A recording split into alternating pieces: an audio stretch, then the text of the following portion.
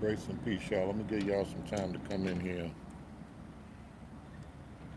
I don't know what I done. My mama said I was a troublemaker. I don't know what I done started with Elder Mike and Sister Tanja. Oh boy, it's a lot going on. But I got some other. I've been getting there's something that I've been getting that I want to discuss that's constantly coming in. There's certain remarks, and it's part of something that came in that my man was talking about, dunamis, anti-intellectualism in the church. I hear a lot of people. We all quote the Bible. That's what the title of this thing is. Hey, Sister Lewis. We all quote the Bible, and what I mean by that is um my sister, she had a couple of comments. Of course, I knew she was going to hit me after that discussion last night, and actually a couple of people hit me, a few people hit her, and we may have to continue this thing. We may have to go in a little bit more. But when I say we all quote the Bible, Camps quote the Bible, ISUPK quote the Bible, David Koresh quote the Bible, Dr. York quote the Bible. Everybody quotes the Bible. Some people feel because you just open up the Bible and you read from the Bible that automatically your doctrine is more pure than someone that's given you historical background on the text. I'm noticing the more that we talk, if you're answering a question and you're attempting to give content on the context, explaining the context to someone, that people would often say, "You're giving me theology. You're talking a bunch of theology." Do y'all know what theology is? And this is what we have to ask people. When we're talking about theology, we're talking about God. We want to know about the nature of God. We want to we want to know about the nature of Christ. What is the Bible saying? And some people just they're mistaken in when someone start giving context. In all actuality, that's the proper thing to do. Why is why is that the proper thing to do? Because we're talking about a book that's written 3,000, 2,000 to 3,500 years ago on another side of the planet. That's a totally different culture from our culture. That's how come somebody can open up the Bible and say that's misogyny.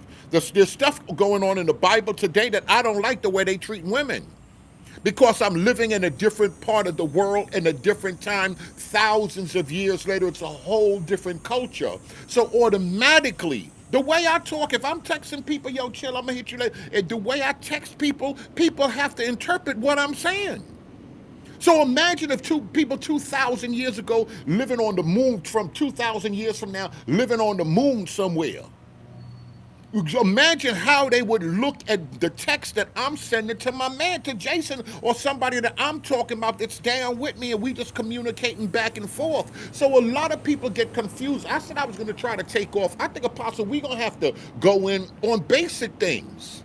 And I've been saying that, but people are really confused, and I don't want to get people thrown off on small things. People get thrown off on small things like that's theology, like you're against theology. You're in the barbershop, they're attempting to do theology inside of the barbershop.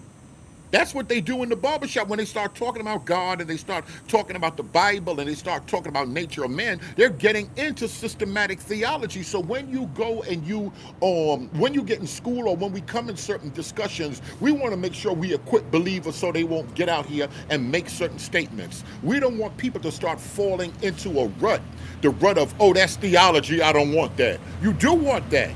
You absolutely so you want it because you're using the Bible. Why would you have the Bible and not use the tools that come with the other? Oh, that's talking about God. You got to understand God according to the Bible. And if you don't understand God according to the Bible, you're not going to know the difference between what Paul taught about the nature of God, what Moses taught about the nature of God, and W.D. Fard. So y'all mixing up W.D. Fard and Dr. York and Elijah and Farrakhan along with Moses. They're not on the same level. When we talking Bible, we talking Word of God. That's how come we always say we got to go back to understanding certain things about Israel. Israel, the Bible was their book. The Bible is the most popular book on the planet, but the Bible belonged to some people at a time. And we got to understand something about the culture of those people. the time, the land, the language, the customs of those people at that time, and that can help us to get clarity on what's going on right now. I can't say something like it's raining cats and dogs. I'm so hungry I can eat a horse. You don't know the terms, you don't know the slang, you don't know culturally. There's some things that I can talk about with my sisters and brothers at a barbecue that some other Asians that don't live in this country, they won't understand the way we chop it up. They just won't do it. And it's not that it's anything wrong. It's not that it's anything esoteric. They just don't understand the customs. So the first thing you have to do is always get into the customs. So Bible School 101, they give you certain things. They give you systematic theology. They'll give you certain things. They'll help you with the language. That's why the language is so important. Somebody else telling me, a few people I heard been telling me about the word, and you got to understand where this comes from. And then I looked at it and I turned around and I see some stuff that this other young dude talking about. I said, what is this madness? Why are y'all taking me to the German word? What make you go through the King James Bible and give me some German words from the 1500 trying to attempt to explain something in the Bible? You have to go back to Hebrew if it's the Old Testament primarily, or to Old Greek if it's the New Testament, because that's what the original messages came down in. Don't take me to Russian. Don't take me to German. That's how come I can tell they don't know simple things. We have to deal with the simple things to get people to make sure they have clarity and to make sure they have an understanding. Theology is not a curse word. Pastor Lighty, we done wilded out and made theology a curse word. And these are people that don't know any better. So they'll get out here and they'll try to act like, oh, don't give me theology. I don't want theology. I just want the words from out of the Bible.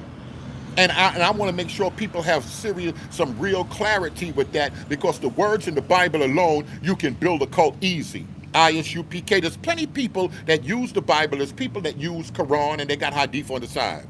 You got the Mormon church, they got the Book of Moriah. You got Joseph Smith, they got the Watchtower. But you have a lot of cults. David Koresh never used any other books outside of the Bible. Jim Jones never used any other books outside of the Bible.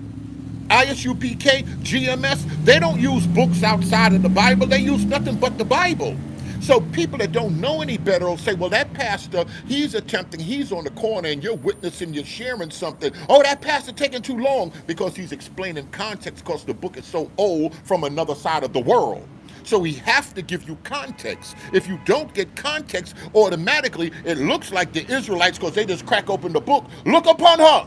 Automatically, like, what? Look upon who? Who, what, where, when? There's questions we got to ask when we read in the ancient text. No, he just said it. He reading straight from the book. The preacher's trying to explain theology.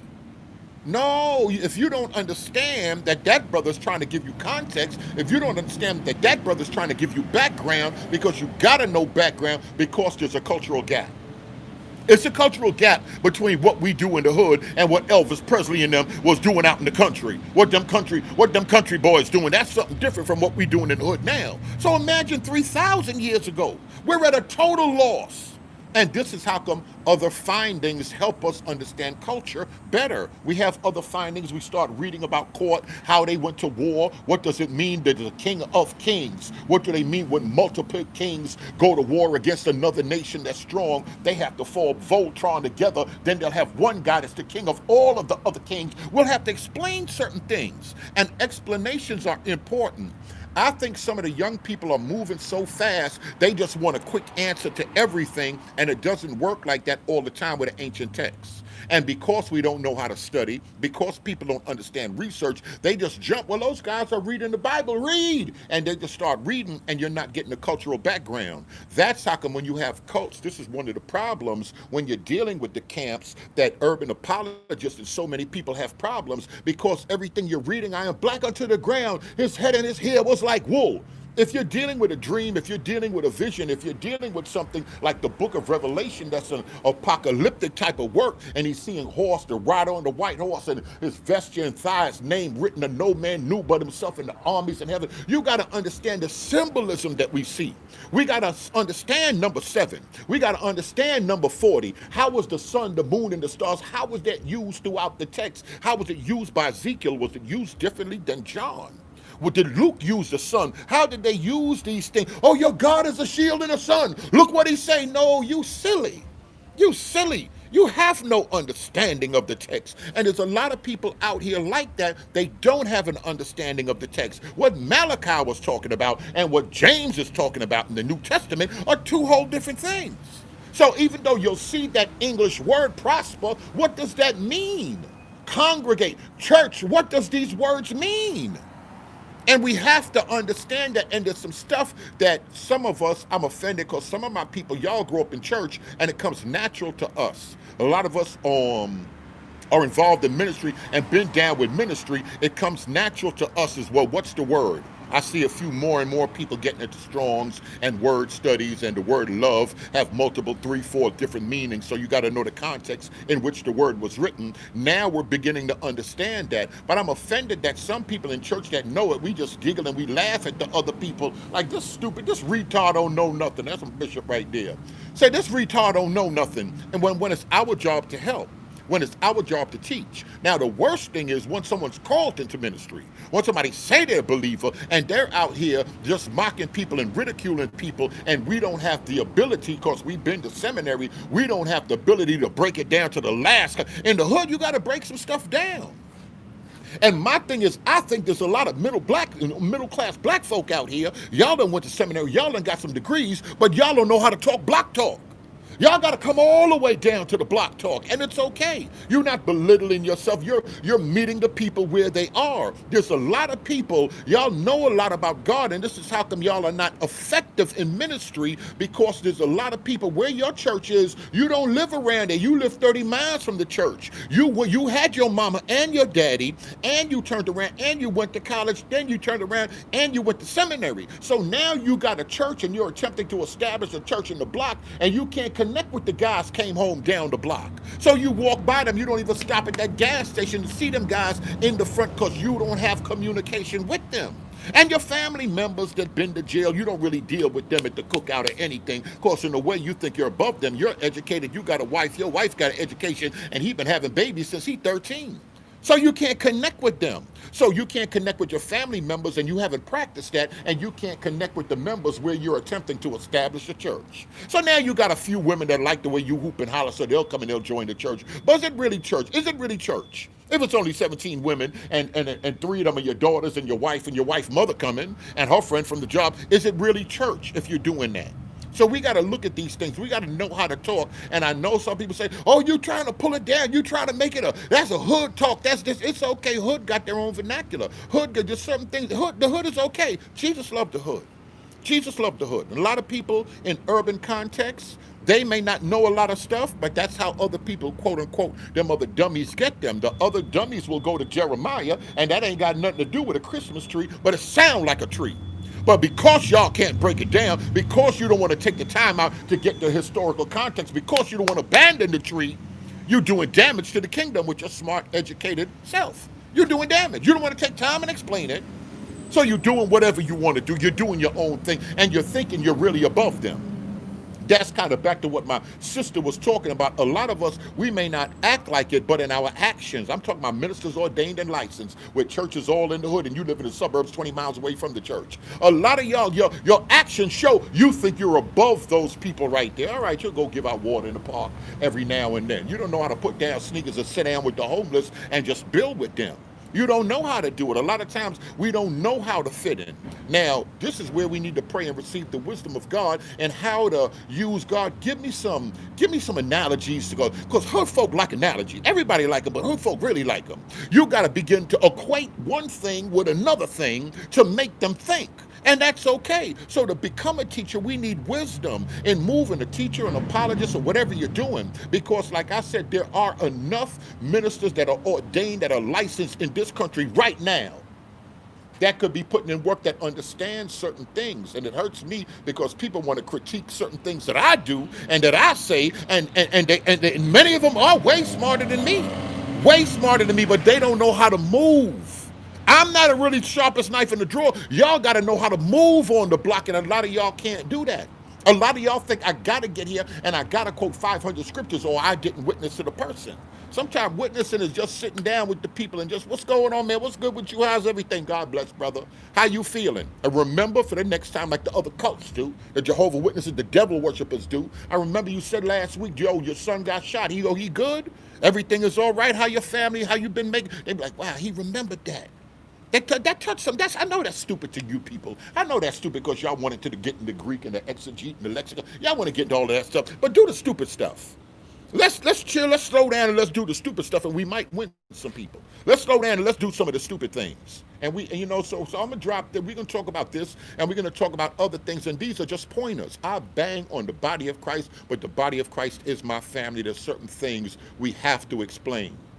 And like I said, the other main thing is now we're coming in contact, we're coming in time. Myself, Apostle, people you see I'm on with, Jason, people that I'm riding with, and certain people you're going to see coming on more and more. Elder Mike, certain people that know how to talk to people. You got to know how to talk to people. You other people, all you smart, uppity people, and then I ain't dealing with too many of y'all. Y'all too uppity for your own good. But y'all full of church culture because y'all from that bubble. Y'all them bubble people, and it's okay. But people that like to come out and just know how to mingle, people that want to come out and they just want to talk with people, you can say what you want. I'm moving real different from a lot of y'all. Y'all can't move. I'm moving different from a lot of y'all. And I'm going to give you the secret. What is the secret? How you moving? I'm moving because I'm meeting people that don't go to church, and I don't harass them about going to a church building. Well, if you ain't locked in with the church, I can't shepherd you. I can't talk to you. I can't answer no questions. Some of y'all prima donnas. Only them little people that's giving you that little bit of offering, you only want to answer their questions with your highfalutin self. No, go sit down somewhere. You're on punishment. Some of you preachers, y'all don't put yourselves on punishment. Go sit down in the corner somewhere. You got to be able to get out here and mingle and meet people. So now that we're on, now that people are coming, and they're coming by the hundreds, of people want questions, and you're answering questions, and you're not judging them. You're not asking, well, what church do you go to? What member you affiliate? Who is your bishop? What's your bishop? You ain't got to do all that. You just got to talk. People out here seeking it on their own. And God's working with them. But like Jesus said, because Jesus was doing, I believe I'm doing what he was doing. He was doing block work. So he said the field is plentiful, but the laborers are few. That wasn't in church. There's plenty of y'all in church. Everybody in church, and y'all lined up for the microphone. But the block is what Jesus was talking about. Who want to come with me and get up on the block? The block is where it's at. The block is social media. You can talk that talk and you can attract them. A lot of people say all of that stuff. Oh, well, Berean this and that. And some people will try to attach themselves to my name or this and that and try to come back. I was in this class. I wasn't happy. You can't build no platform off of me like that. If you had something to say and you got out here, there's plenty people online that'll click. If you got something to say, if you're relevant. But me, I just took it upon myself to focus on a certain group of people. Now, y'all can say what y'all want, because after we start focusing on these group of people, these block people, these convicted people that's just reading the Bible, these regular barbershop people that don't got no bishop title, don't have no highfalutin titles, they regular people. Now the smart, educated people want to come. Now the smarter people are going to come because they're looking and they're listening, and a lot of them are sitting back just critiquing it. Don't critique it. I'm here to help you. You ain't got to sit back and critique a thing. We all talking, we all dialoguing, and I'm just taking what I learned in the block. I'm just taking what I learned in the barbershop. Somebody put the time up for me. What do I mean? I'm just taking what I learned in the barbershop. You heard what Apostle and I was saying, you got to put down the title. A lot of y'all come in the barbershop and call somebody ask a question. In the barbershop, we talk over each other. In the barbershop, your title means nothing, so a lot of pastors get offended because when you walk in, you say, my name is Deacon Mike, my name is Apostle of the Firstborn. Shut up, that don't mean nothing. That is 1 o'clock, I'm getting up out of here. That don't really mean nothing, so y'all get offended right there with that. Put all of the titles down and just go in the barbershop to build. You'll go a long way. You'll be surprised. Try to put some of that education down. You can have it. You ain't got to quote John 3. You can freestyle and be like, brother, you deep. They don't know all that whole time. You coming from Proverbs. You coming from the writ. You just freestyling it. You putting your own version to it. King James got a version. You can have a version. So you're taking the stories of Christ and you're articulating it to the level of these brothers in this barbershop right here. You breaking it down on their level, on this level. All right, these dudes came home, them three barbers over here done did 15 years. They came home, somebody gave them a chance in the barbershop cutting hair. The other guy, he can't get no job. He a convicted felon. He's selling CDs right there. Now they got the brother came from Africa. He trying to get right. That girl from Jamaica, she ain't really getting no money, but she braiding hair right there because she ain't got her paperwork right. It's okay. We know, everybody in the hood know about that. She came here, she ain't got her paperwork right. She can't get a legit job. So she just doing what she doing some hair over there in the corner. So you got to know your atmosphere, know who you around. And you start building on that level. It's okay. It's okay. You ain't better than nobody. Jesus, one thing about God, God came down here to us. And we all ain't nothing to God. And he came down here to us. So come down to the level that you're at. I noticed a lot of my friends, they want to live one place and come and open up ministry somewhere else because they think them people are, oh, it's just easier. Them people in need, them people are going to come.